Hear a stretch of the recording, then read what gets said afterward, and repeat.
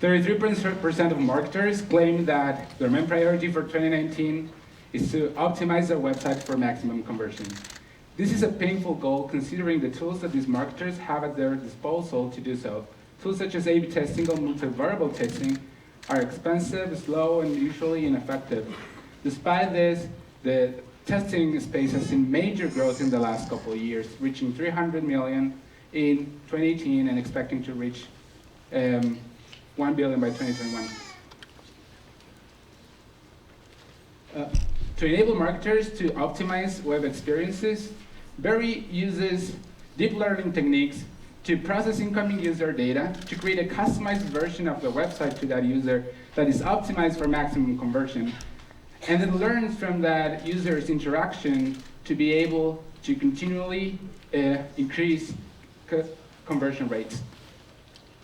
This enables Berry to outperform A/B testing, the current testing leading technique, in almost every possible way, being cheaper, faster, and far more effective.